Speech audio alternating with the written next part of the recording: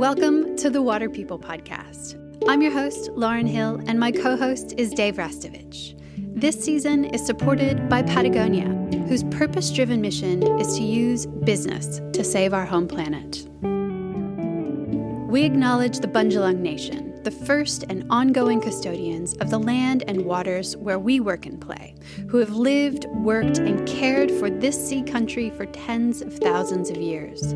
Respect and gratitude to all First Nations people who continue to practice the cultural, spiritual, and educational customs of their ancestors. Today we're in conversation with two-time world para-surfing champion, Sam Bloom.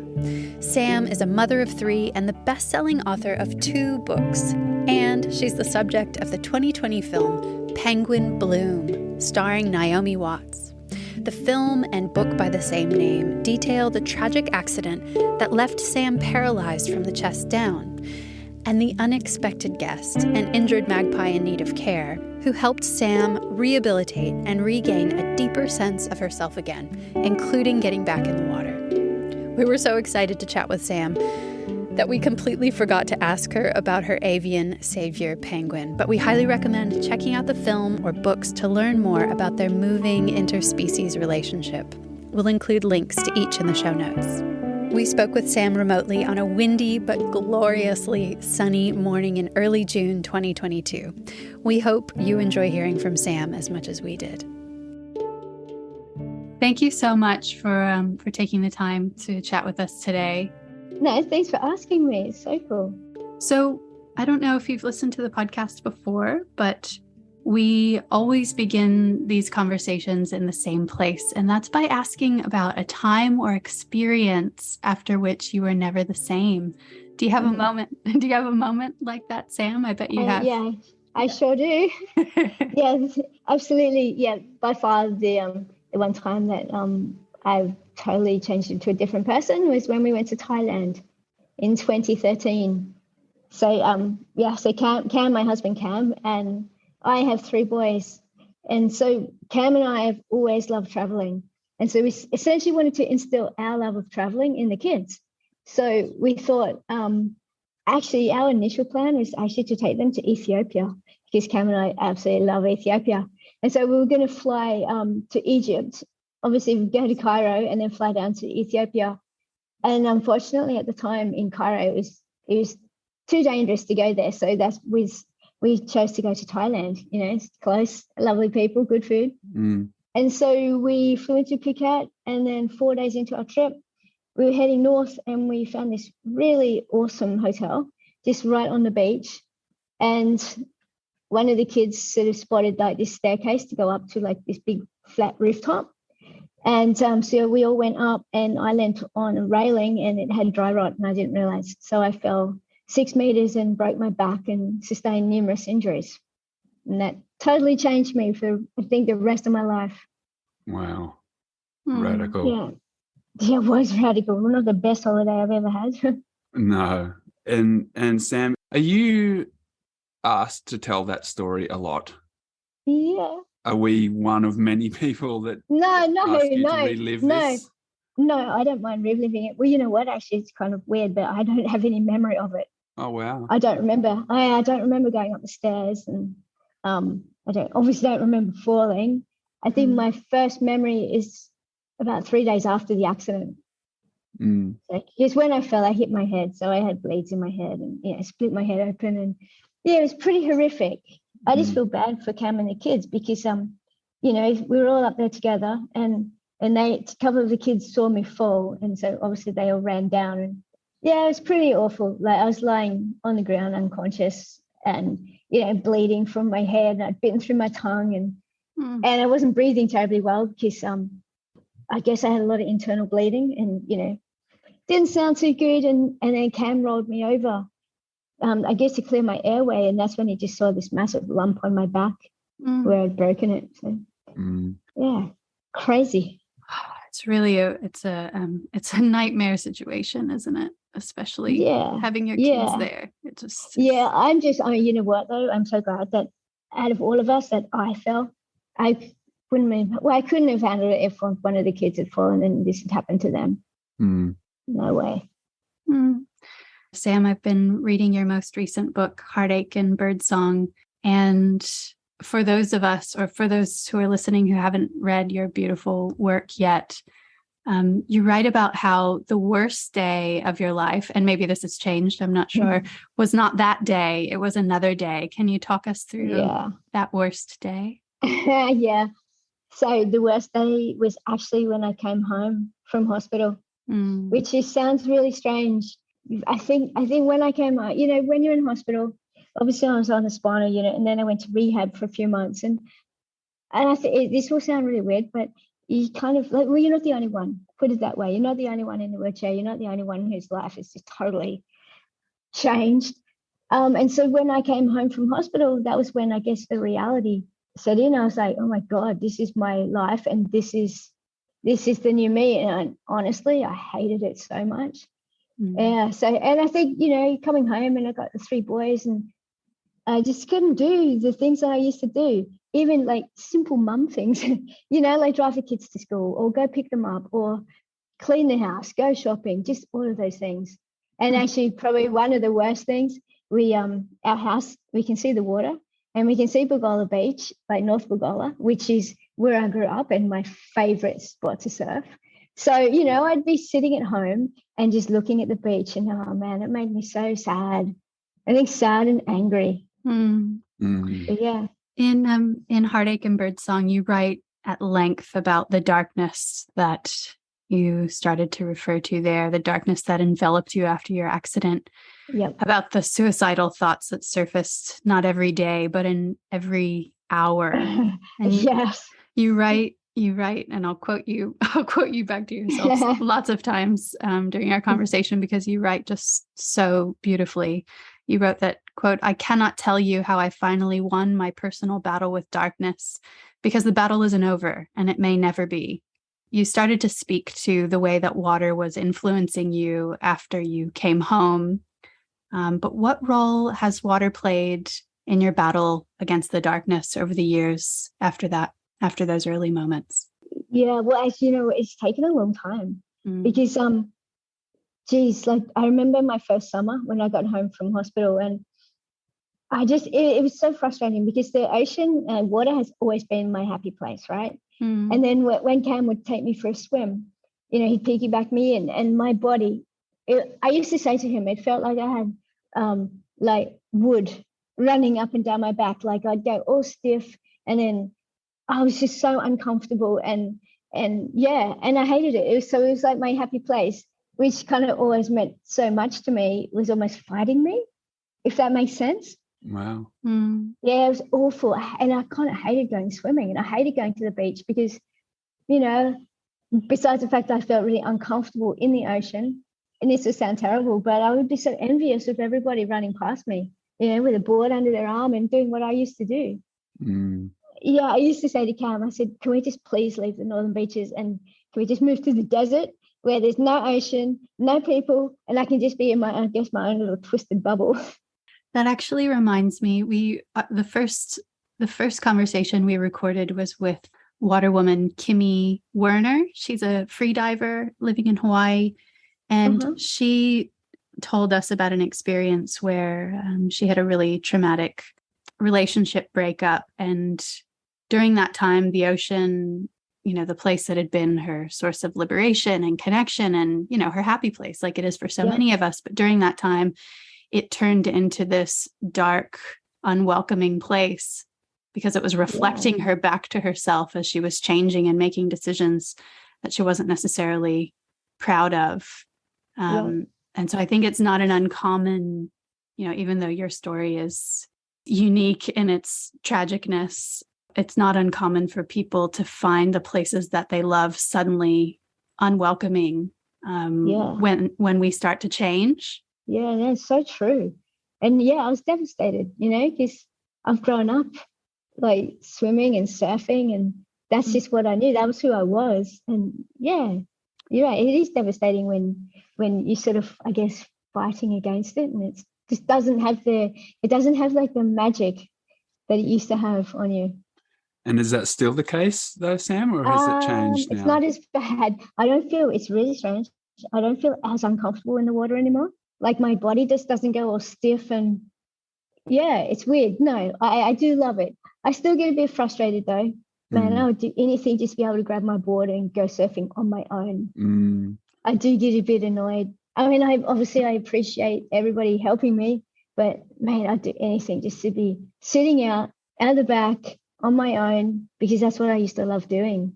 Yeah. Lauren and I were chatting a little while ago. We were just wondering about when you enter the water, your experience of it, if you could paint a picture for us in regards to your senses. Lauren and I over the years have tried different ways of surfing, and she's gone out blindfolded, and I love to surf at night when it's appropriate, and we've noticed that when we do that, our other senses in our body really sort of tune up or intensify to compensate for other senses that can't really be used at that moment. And I was wondering about that with yourself, like if sound or even scent or other things have increased or changed between when you grew up as a little surf rat, you running down on your own like that, and how you access the ocean nowadays. Yeah, man, I've never even thought of it like that. Oh, wow. Okay. I guess I mean, obviously I can't, like, I've got no feeling from like my chest down, so maybe I am more aware of what's coming in the waves, and kind of like, I think now I've turned into much more of a chicken than I used to be, which is so annoying. So I always feel like a tomboy. It's like, yeah, I can do that. Now it's kind of like, oh shit, this big wave coming. Like I kind of get a bit panicky. I don't know. I'm always in the water with someone, so I kind of always have like a bit of a safety net. Yeah, I don't know. That's a really hard one. Oh, that'll be a fun one to tune back in with you at some point in the future, and see how that goes for you. And what about just, I guess, that comfortability factor you were saying before? It was different, and now it's not as difficult as it used to be for you. So how do you feel now when you get in the water? No, I feel good. Although, like I said, I still get a little bit nervous. I mean, because Cam piggybacks me into the water, and I got to admit, I hate it when there's stories, because he'll just keep going. I'm like, dude, like stop. I don't want him to get taken out by a story. Then I'm on his back and I'll get taken out. So it is a little bit. Yeah, I think I'm still a little bit more nervous than I've ever been. Just the fact that you can't just dive under a wave. You just kind of have to almost duck my head and kind of hope for the best. Yeah, Sam, I was interested to ask about your experience of breath holding now. How has that changed for you? I was reading about how diving underwater is more complicated for you now. Can you talk us through what it feels like? Yeah, sure.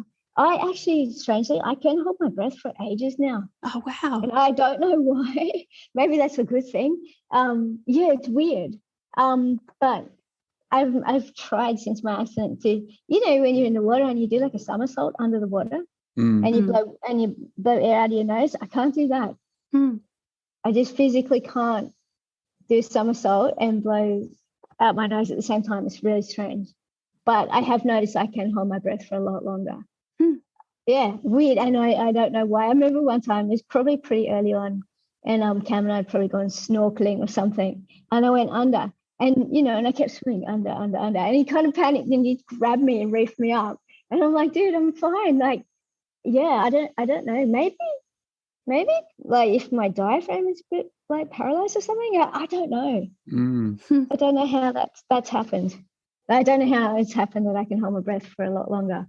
And from your book, you wrote about how kayaking was a part of this transition back toward the water after having the frustration of having to watch the beach from the house. It was actually being on the surface of the water that welcomed you back in. Can you talk us through that journey a little bit? Yeah, sure. Well, when I was in rehab, I used to kind of complain to this, he was a sports recreation officer, and he was just awesome. And, I'll be like, oh, I can't surf anymore. And I can't ride my mountain bike. And I can't play soccer. And I'd like rattled off all these things. And that's when I said to him, well, maybe I could kayak. And so, yeah, I had my first, my first go at kayaking about 2 weeks after I got home from rehab. And it was just unreal. I think I loved it because I felt free and I wasn't in the wheelchair.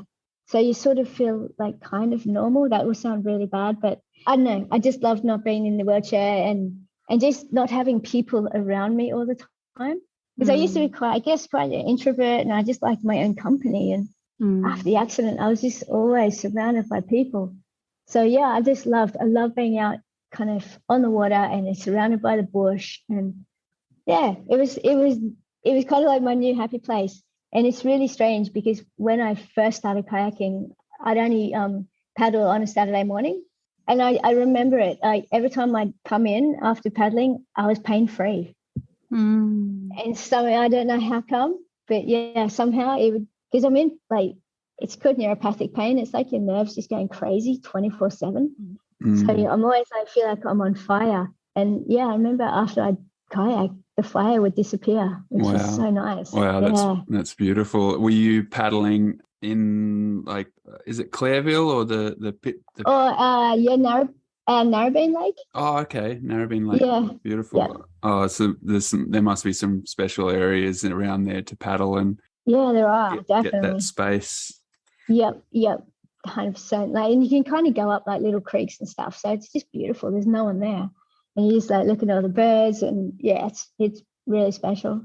Sam, I really was touched by the way you wrote about your dad and his decision when it came to being faced with basically amputation or death, as he faced an infection as a complication of diabetes. My mom is an above knee amputee, and she is still on the very slow, long process of recovery. And I can't even understand the amount of time and mental fortitude and strength it takes to get back to some semblance of independence and, I guess, life before a major traumatic incident like you've experienced, like my mom's experienced, like so many people have experienced. Yeah, absolutely. Can you clarify for people who maybe don't have someone close to them who haven't seen what it takes to recover, to put in the time day after day of building your strength, of the frustration of not being able to do what you once could? And man, it takes time, honestly. Definitely the first year or two, I hated it. Like you said, I was so frustrated. I mean, I still get frustrated. I still can't do, strip the beds and do those simple things like that. It just, it is. It's a bit of a, I mean, for me, I think obviously it's a physical kind of challenge, but it was mostly mental, a mental challenge to sort of, in a strange way, I guess, accept that life will never be the same, and I do need to ask for help, and and I can't do kind of everything on my own like I used to do. So it's hard, and it's weird. Like you said with my dad, like I remember when I took him to the hospital because, like you said, he had diabetes, and I remember I was at the gym and my mum called me and she's like, "Oh, can you please come over? I think your dad's having a hypo, like his sugar had dropped." So I went over, and then I said to him, "Dad, I'll just take you to the local hospital." And he had that ulcer. He had an ulcer on his toe at the time. And so we took him down, and that's when the doctor essentially said to us, like, if your dad doesn't have his leg off tomorrow, he'll die. And and before that, I remember saying to him, because Dad knew he had to have his leg amputated. And I kept saying, "Dad, you got to make up your mind because it's going to kill you." And he's like, "Oh, he didn't really." He's like, I think I'm quite like my dad. He didn't want to be a burden, on the family. He didn't want to have to ask for help, and I guess and be labeled disabled, which I really do not like that word. So I think I am quite similar to my dad. So we said to the doctors that no, like we don't want you to amputate his leg, because he didn't want that. So I understand where Dad was coming from, that's for sure.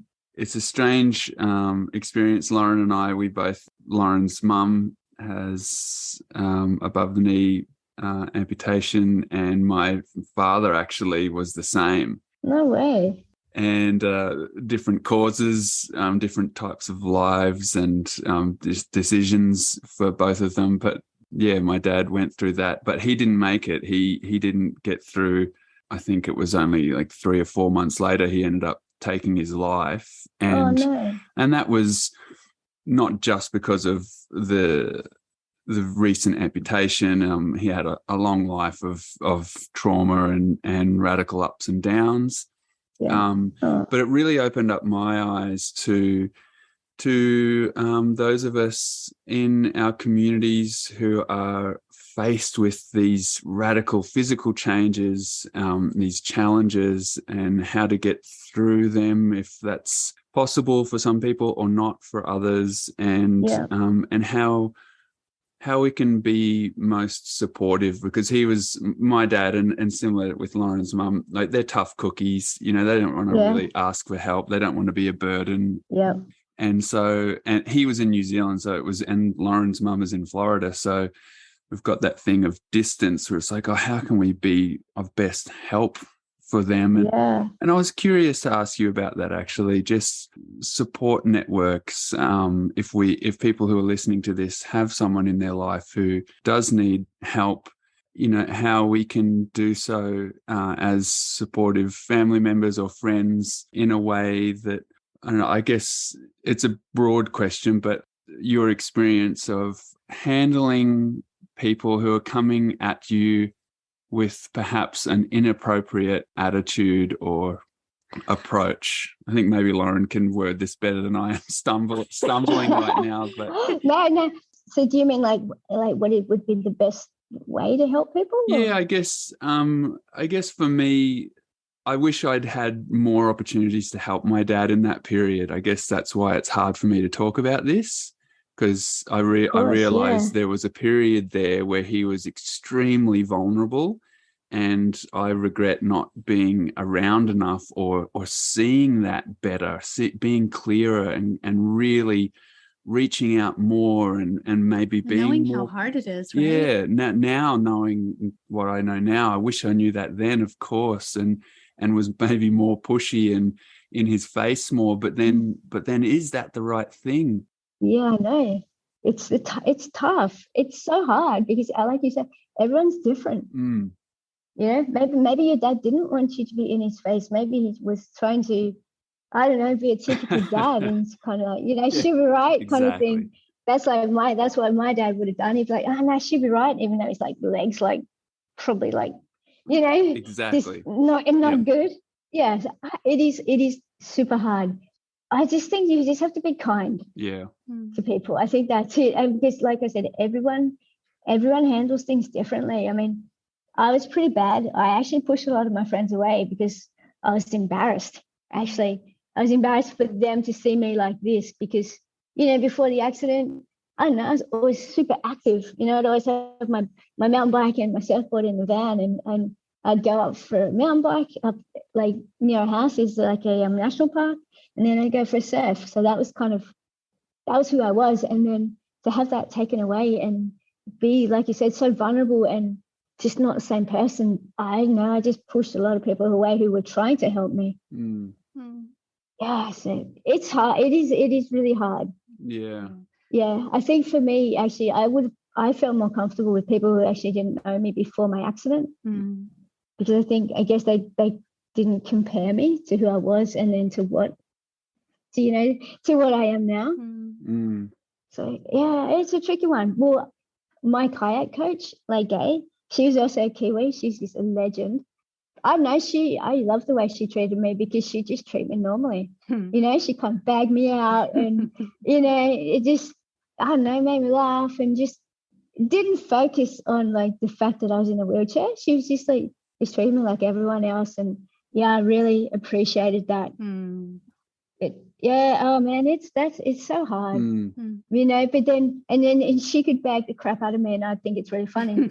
But then on the flip side, during my first summer, we had a friend who was a GP, and I remember her ringing me one day, and she's like, "Oh, do you want to come down the beach with us?" And I'm kind of thinking, "Oh no, I don't want her husband to piggyback me down, you know, Newport Beach in front of everyone. That'd be way too embarrassing." So I'm like, "No, I'm cool, Nick. Like, you know." Yeah, I'm fine. And then she goes, "Oh, do you need anything?" I'm like, no, I'm good, thanks. And then she goes, "Oh, I guess all you need are legs at work."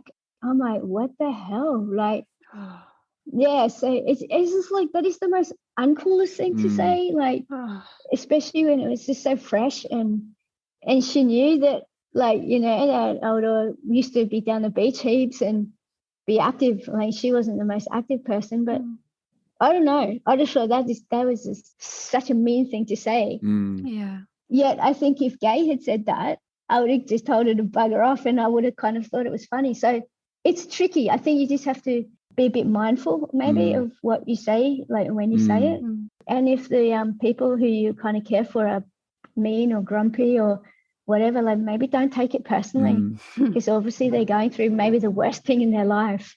Yeah, the humor element to me is really an interesting element. My dad was a real master of lightening some pretty heavy moments, and when we were in hospital with him, he was such a larrikin in the ward and making people laugh and having a good time in moments where really you'd be crying if you weren't laughing. And so I was curious about that too. It sounds like you have you know, a network of people around you and different support systems, and that trainer. Are you still spending time together? I don't kayak anymore, but yeah, it was still super close. Do you feel that humor is a part of it, like a part of coping? Oh my God, yeah, 100%. Yep. I don't know, when I first came home, man, I was so sad, and I hated crying in front of, like, Cam and the kids. So I'd kind of try and disappear. And, you know, and then Cam would come in, and then he'd bag me out and he'd make me laugh. And so humor's huge. You always feel so much better when you laugh, even if you take the piss out of yourself or whatever. It makes you feel great. I thought I was being so helpful when I was sending, in the first year or so of my mom's recovery, I was sending her podcasts and news stories about against all odds amputees and Paralympians who had climbed mountains and rode waves and won medals. And oh no, I think it had, now looking back, I think it had the exact opposite impact on my mom. She wasn't aspiring to be someone's inspiration. She just wanted to be, and she still wants to be able to manage her pain enough to walk again one day. As I've paid more attention to the way differently abled people are represented, it seems like there's this binary of either like invisibility or heroicism in the way differently abled people are shown in the media and spoken about. And I don't know, it kind of echoes the old sort of gender binary of that women have reckoned with for a long time, of either being the Madonna or the whore, like you can be nothing in between. You wrote that you're, quote, not the inspirational figure many would like me to be, and that many people let their curiosity override their compassion. We've been speaking to that a little bit, or you have, but I think this is a really important conversation. What does that mean? What does that mean for you, not wanting to be the inspirational figure that many people would like you to be? Well, I'm not. Because I know, I guess maybe it's social media, I don't know, you know, and everyone's like, "Oh, you're so inspiring." And I'm like, in my head, I'm like, "Mate, you've got no idea what goes through my head most days." You know, like, I hate being like this. I hate this so much. You know, I would do anything to just be me, just boring on me again. I do struggle with the whole inspirational thing. You know, I mean, it's nice, and if you do kind of inspire people to, you know, get off their bum or realize that you know, anything is kind of possible, that's great. But I do. I struggle with the inspirational thing. I always say, actually, that I think that Cam and the boys are way more inspirational than me, because they've had to put up with me. Seriously, all my grumpy moods and, being sad and angry. And so, yeah, they're way more inspirational. Mm. But yeah, no, you're right. It is funny with the whole disability thing. Yeah, you're either kept in the dark or you're an inspiration. But I've heard heaps of other people go, oh, well, I'm inspiring because I got out of bed today, kind of thing. It's just like, yeah. You've had and are still having quite an adventurous life, Sam, or it seems like that from the outside. Risk is always a relative term, and it's uniquely interpreted by each of us. How did your accident change your relationship with risk? No, I don't think it would have changed it too much.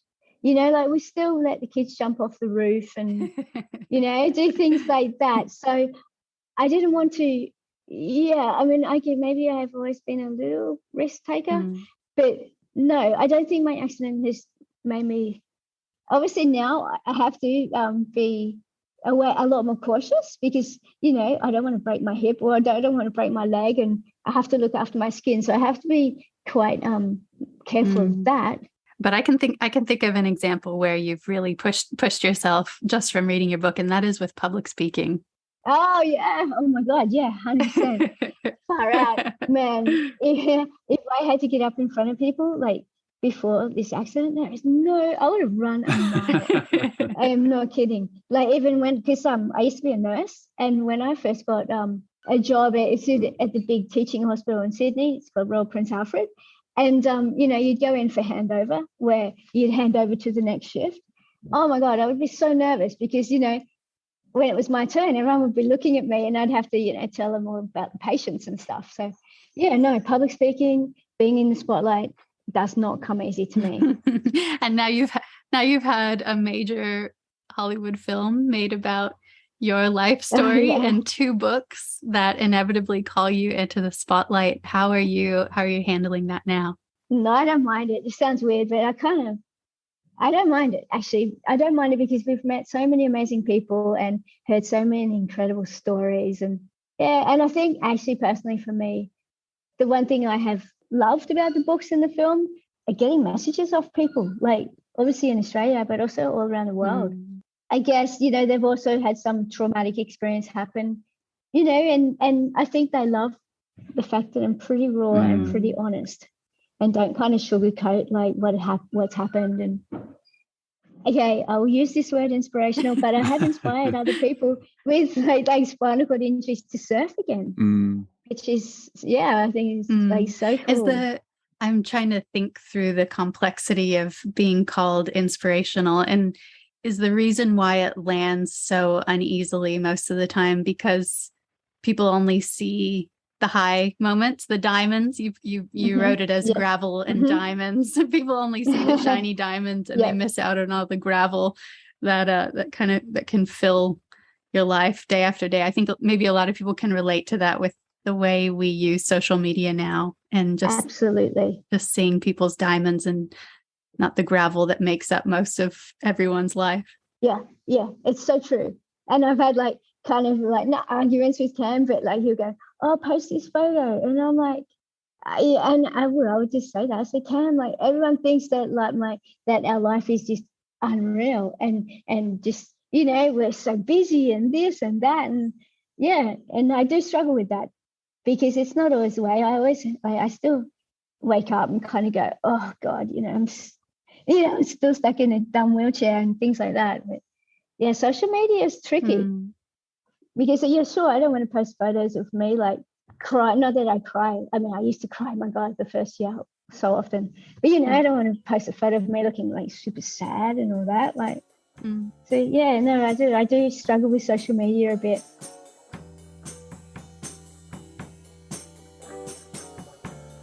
Apologies for the interruption while we take a moment to thank the folks who help make the podcast possible. Sunbutter Skincare is committed to protecting people and the planet. They make vegan, reef-safe SPF 50 sunscreen packaged in reusable and recyclable tins. They're also the world's first certified palm oil-free sunscreen brand. Check out sunbutter.com.au to learn more about their skin and ocean-friendly lines of sunscreen, surf sink, and skincare. Sanook has been advocating for a more playful and inclusive surfing culture for more than 2 decades while crafting some of the comfiest footwear around. Thanks for your support, Sanook, and for encouraging water people around the globe to protect their happy places. Learn more about Sanook's partnership with the Surfrider Foundation at sanook.com. Thanks also to Gary McNeil Concepts, who build cosmic surfboards for cosmic people. Gaz's boards combine recycled and plant-based materials that are built to last without sacrificing performance. To learn more, head to GaryMcNeilConcepts.com.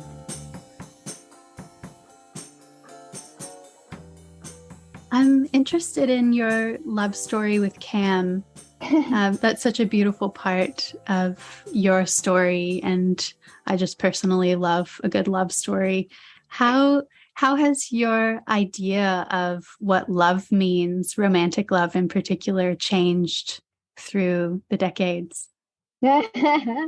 Romantic love. No, I don't think we have that anymore. Mate, we've been together for far out, 30 years or something. Wow. Yeah, it's like a lifetime. But no, Cam's been absolutely amazing. I'm so lucky, to have Cam. Yeah, ever since the accident, he's been incredible. Never gets upset. He never gets stressed out. He puts up with a lot of different moods from me. No, he's been amazing. And I think we've become closer actually since the accident. Because, before, we went surfing together and stuff, but I did a lot of things on my own because that's what I kind of like to do. So but now we're sort of almost forced to do everything together. But no, it's brought us closer, and I think he's amazing. And what about mothering, Sam? You have 3 beautiful boys, and as you said earlier, the way you're able to mother has maybe changed, maybe quite a lot since your accident. Yeah.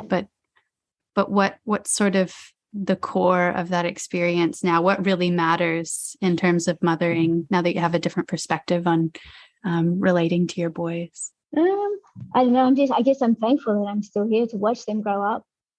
I just want them to be happy and to find something that they love doing and to travel. Yeah, definitely. No, they're good kids. It was certainly hard for them. I mean, like I said, I wasn't the same mum who left for Thailand.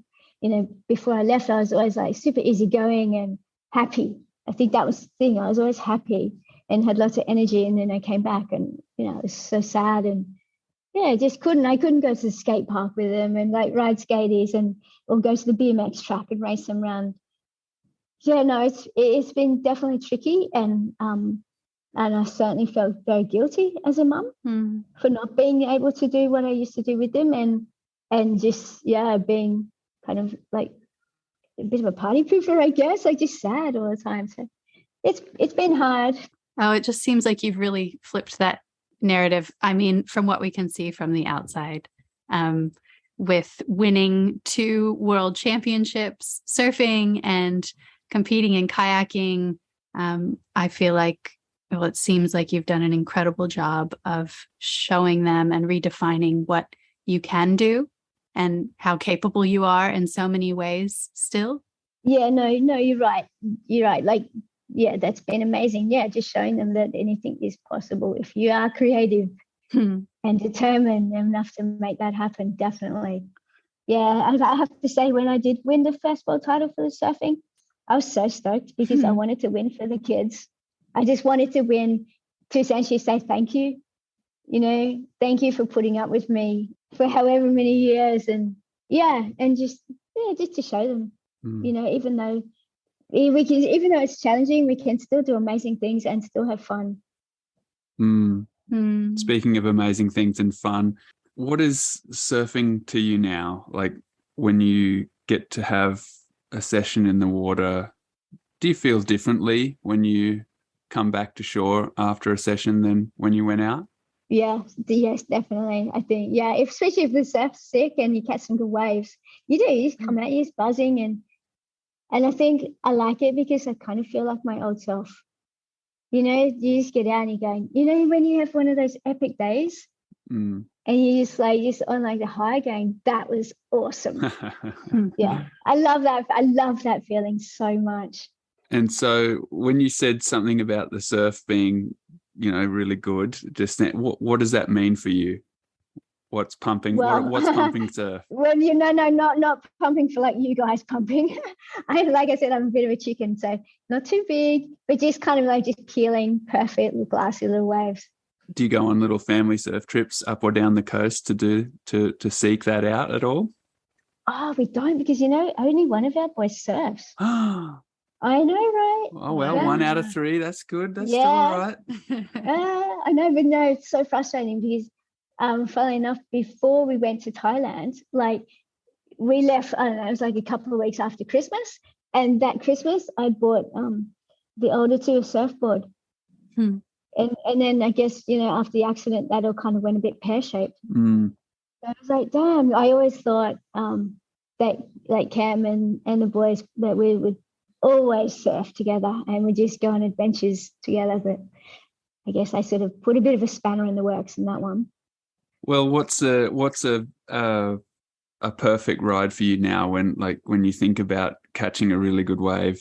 Can you explain what that's like for you right now? You just said peeling. Yeah. Perfect peeling wave. Do you have a real specific preference for surf? Yeah, probably definitely nothing too gnarly. If it's quite like just like a fattish kind of wave with big face, so you can kind of turn on it.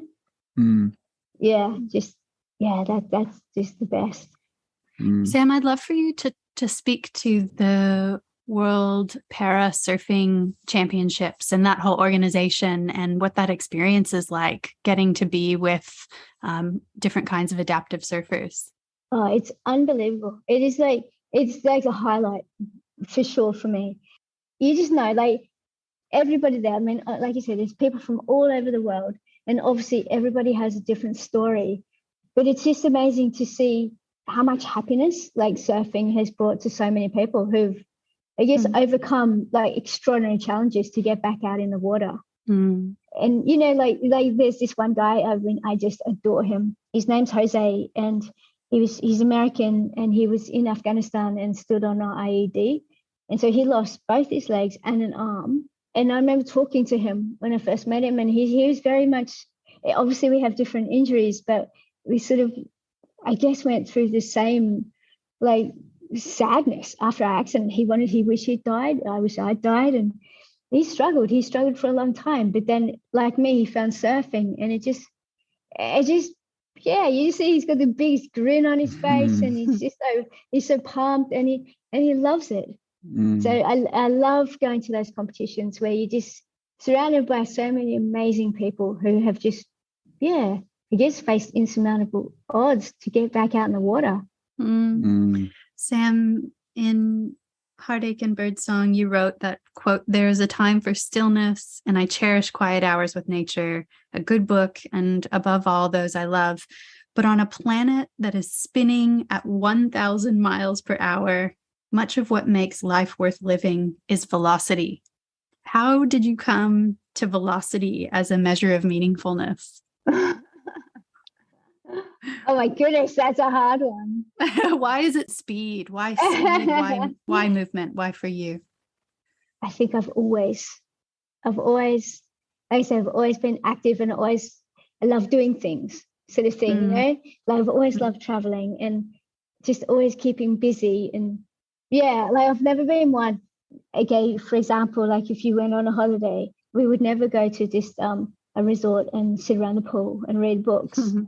Like that wasn't a holiday for us. We were way more like always having to just go on adventures and just keep busy and exploring and just things like that. So I guess that's with the velocity, is just always being active, always on the move.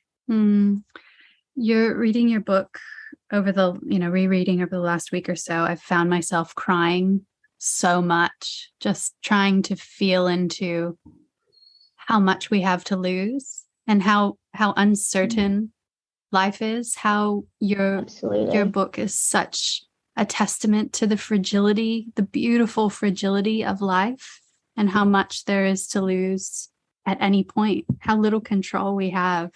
But your book really plays to the highest function of art to me, and that is to inspire consideration, to provoke feeling. What role does creativity or creating play in your life now? Oh, I think it plays a huge part in our lives now. I mean, I'm lucky because Cam is actually very creative in not only in terms of being a photographer, but just like thinking of like ways to do things differently. If you know what I mean, like even in the book about, well, this is what Cam did. There used to be like this rock up at Palm Beach, and I'd always run up to it and sit on the rock and look out over the ocean. And that was another one of my happy places. And then I remember complaining to Cam, I used to say, all I want to do is go to my rock. And, and I realized that that's impossible because I can't get there anymore being in the wheelchair. And so this is so typical of Cam. He made like this bamboo stretcher and put like a beach chair on the top. And then him and four of his friends carried me up there. I think it's being creative in that way that is just I don't know, it makes life, I guess, more fun, but it means we can do things that I thought weren't possible. So I think, being creative, it's all Cam, but he's been amazing in that way. Sam, I'm curious to know your writing style, speaking about being creative.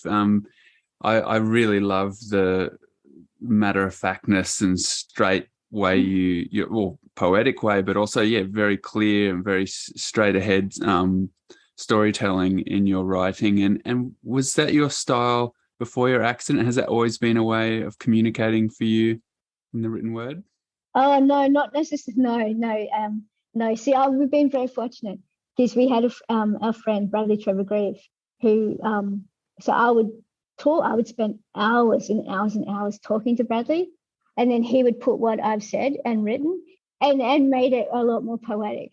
So yes, it's definitely not the way I write. But I did write things, but then Bradley would just kind of totally tweak it and fix it up for me. Another thing that I love about the book is the way you address the complexity of holding seemingly opposing emotions. I'll quote you back to yourself again. Quote, "Life is many things all at once, and some of those things suck, plain and simple. The remedy, to the degree that any exists, is to not let the misery of the bad prevent you from enjoying the good.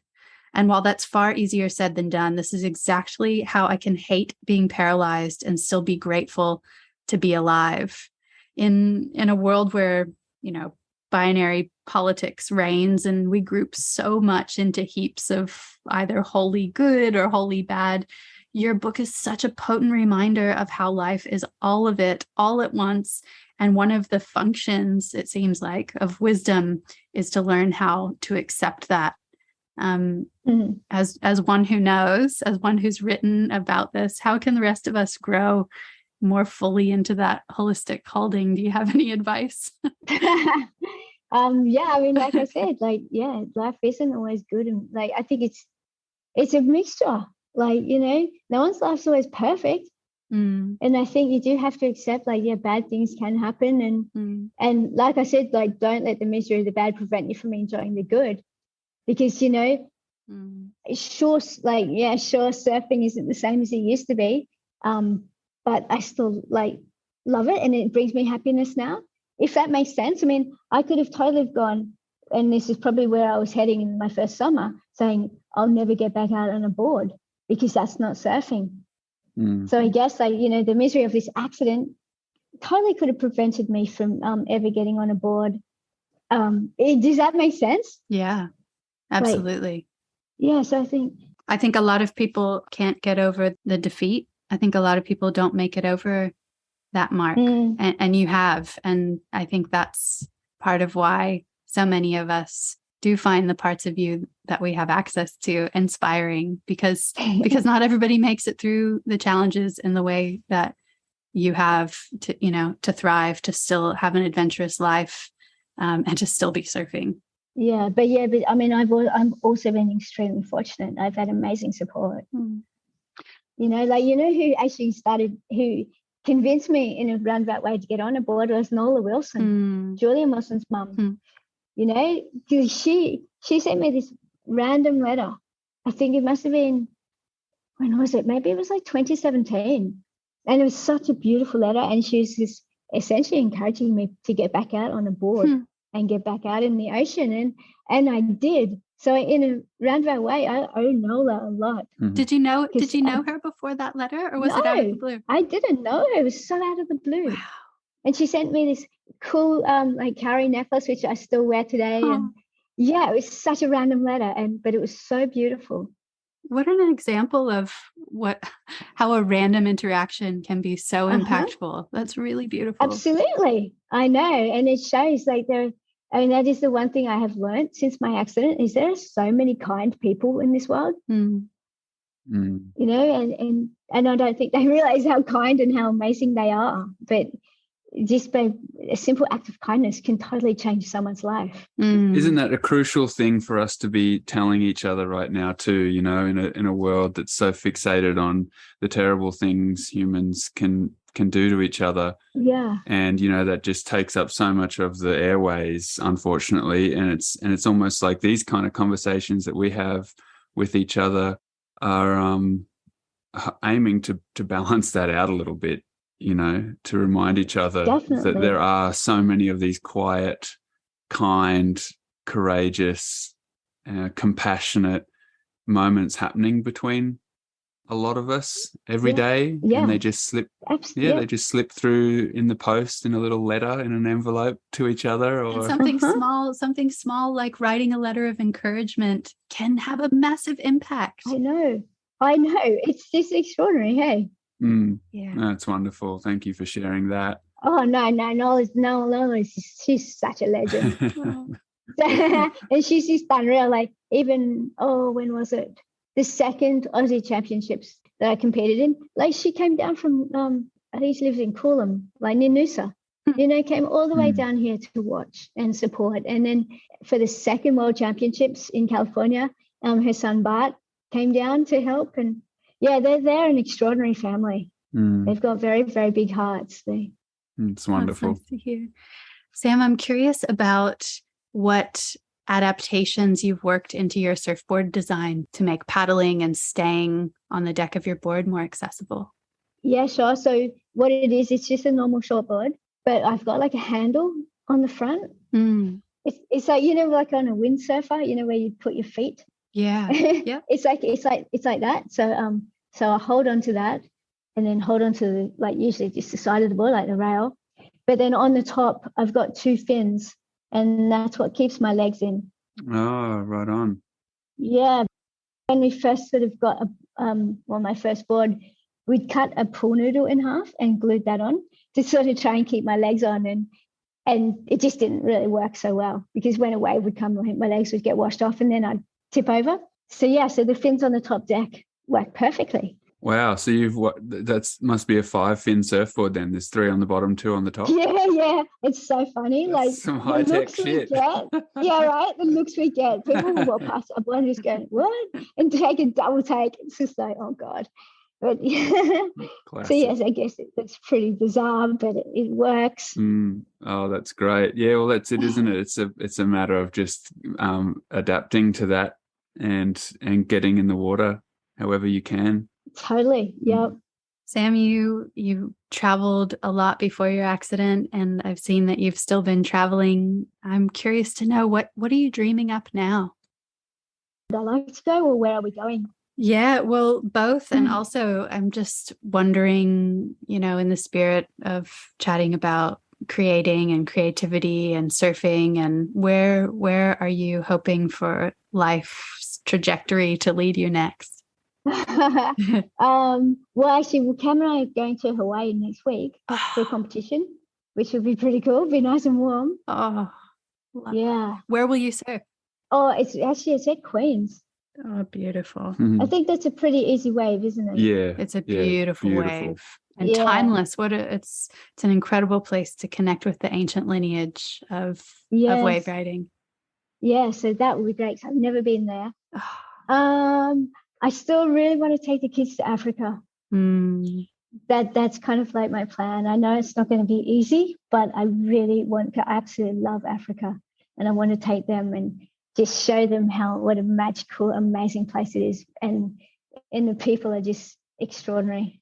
So I guess that's my plan. And actually, it's funny, after the World Championships, the Costa Rican team are just out of this world. They're so cool, and they've got the most amazing energy. And I said to Cam, okay, if I have to grow old like this, I want to move to Costa Rica for a bit, just to get out of Australia, just to live somewhere a little bit different for a while. And so that's also another plan. Great. Yeah. Fantastic.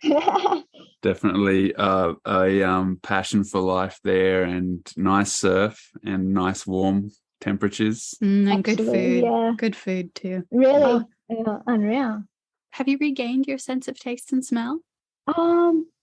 I can smell frangipanis now, which I couldn't smell. I know. Wow. I was stoked about that. Yes. but then I can't smell gardenias or jasmine, which is equally as like strong smell. It's so strange. Some things I can smell, or I will smell something and I'll be like going to Cam, what does that smell? And it could be petrol or something, but I don't recognize it as being like that specific smell. And my taste, yes, it's definitely come back to what it was. Oh wow. Geez. Yeah, I know there's nothing worse than when you can't taste or smell anything, because it certainly doesn't make eating exciting. I remember I'd just be eating, I'd be like, just give me something crunchy so I get the, just get the crunch. I don't have the taste. Sam, in those darkest moments of whether it was rehab or eating and not being able to taste, and then balancing suicidal thoughts, battling the darkness, as you put it, what kept you going? What was it about life that made you choose to stay here? My boys. Definitely my boys. Yep. Yeah, I mean, geez, they'd been through enough trauma. And if I had been so selfish to take my own life, then that would just not have been very cool at all. So on a selfish level, if it was just me, maybe I would have. Because honestly, I truly struggled with being paralyzed. Some people are so cool about it, or not cool, but they just get on with it. But no, I struggle with it so much. So yeah, I think the kids in Cam are the reason that I'm still here. And what's lighting you up the most right now? Just keeping busy, and obviously get to go to Hawaii, and then we've got our World Championships again in December in America. And the Aussie World Titles in August. So yeah, we've got a lot on, which is good. And it's just lovely seeing the kids grow old, get older, grow up, because they're like 16, 18, 20 now. So it's just, it's just been great watching them turn into young men, and they're pretty cool. Have their moments. Yeah, I bet. Sam, I know you've worked with some organizations who, is it called Spinal Care Australia? Oh, Spinal Cure Australia, yeah. Sorry, Spinal Cure Australia. Yeah. Can you tell us a little bit about their work and how people can get involved? Yeah, sure. So Spinal Cure Australia essentially raise money to put into research, to find a cure. So they've got a couple of trials running at the moment in Sydney. It's called neurostimulation. So they put these transdermal pads on your back above the brake and then stimulate it, and just to see if your muscles below the brake respond. So they're doing trials like that at the moment. Yeah, I mean, it's amazing what they do, but I do think it's going to take a while, until they find a cure. Nerves is just so complex, and it's not like you can just kind of put them back together again.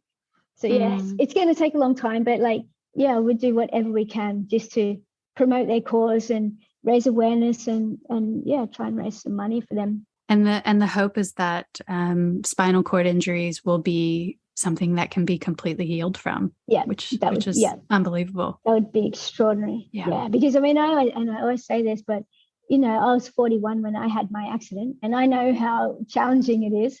But then, then I hear of like young people, like there's this kid in WA and he's only 16, and like that just breaks my heart because it's kind of like, I don't know, his journey, his life is sort of just beginning. Now he has a spinal cord injury, so if they could find a cure and and fix all these young people, then that would be just unbelievable. And how about your friend? Was it Braun? Yeah, Bron. Yeah, we're friends again now. Okay, Yes. I was so curious to know if you rekindled your friendship. Yeah, I know. I felt so bad. I mean, because Bron and I, we've grown up together. We did nursing, we've travelled, and then she came over to Thailand, actually, after my accident, and she'd come to North Shore all the time.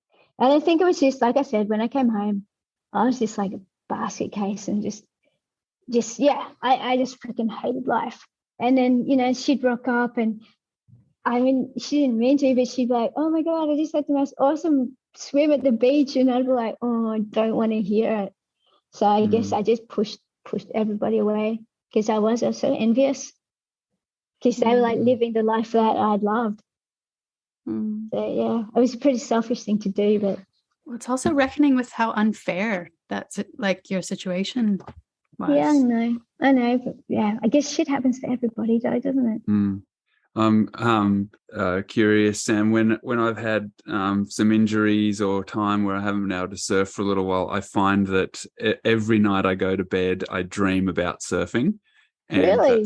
That's to me, that's a real indicator that I need to just at least go to the beach and look at the waves or maybe get a swim in or something. But I was curious, did you have anything like that happen when it came to your sleep and dreaming of doing stuff that you hadn't been able to do for a while? Yep. I'm never in a wheelchair in my dreams. I'm always running around. Oh.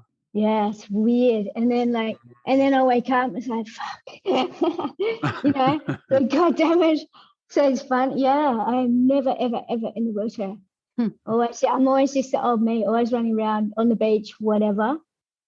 Yeah, so yeah, sometimes it sucks when you wake up and you're like, God damn it.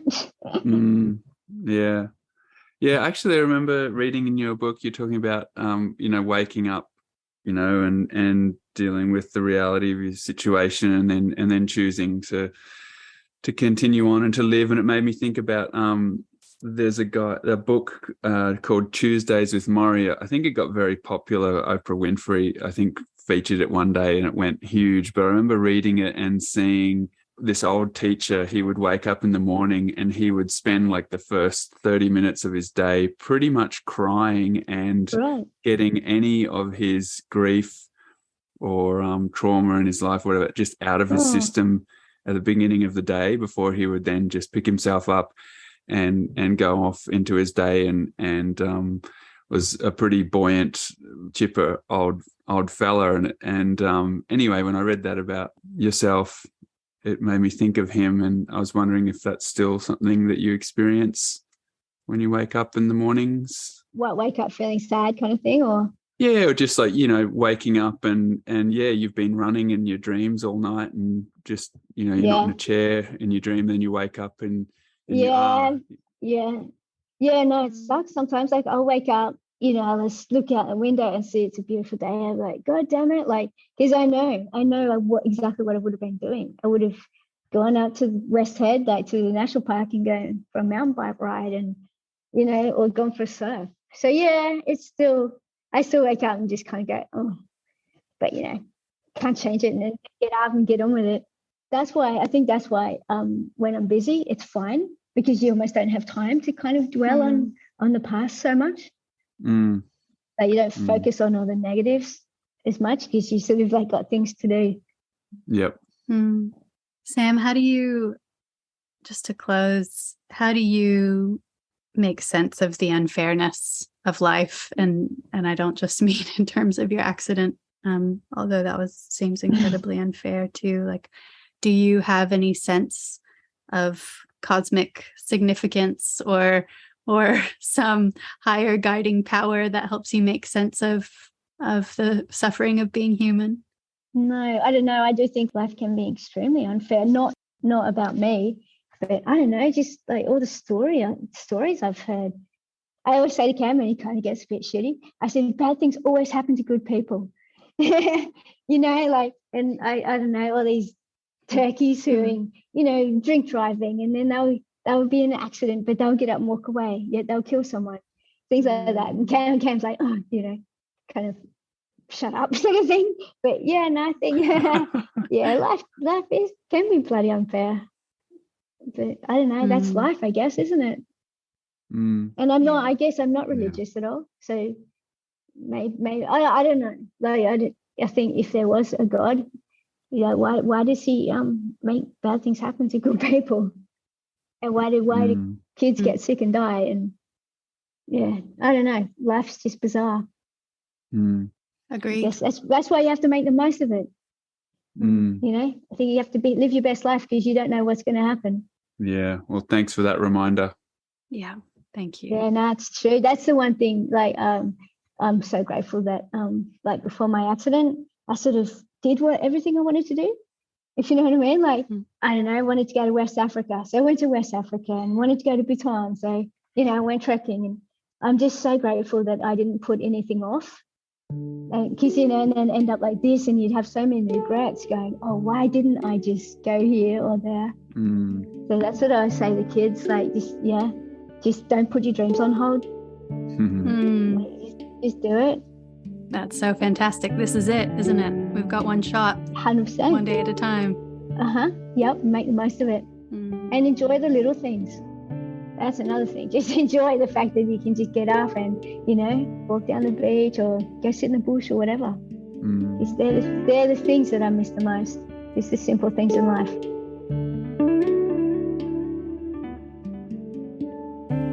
Thanks for listening with us today. If you have a spare moment, please leave us a review or share an episode with a friend. Both help us to grow the podcast, which helps us find the best stories from our global community of water people. Our editor this season is Tiffany Richmond. The podcast soundtrack was composed by Shannon Soul Carroll, with additional tunes improvised by Dave and goofy-footed legends Neil Purchase Jr. and Christian Barker. Our visual artist in residence this season is Matt Allen. He's a photographer, graphic designer, and fine artist. You'll find his work on the Water People Instagram this season, and you can find his portfolio and prints on mattallen.com. We'll be continuing today's conversation on Instagram, where we're at Water People Podcast.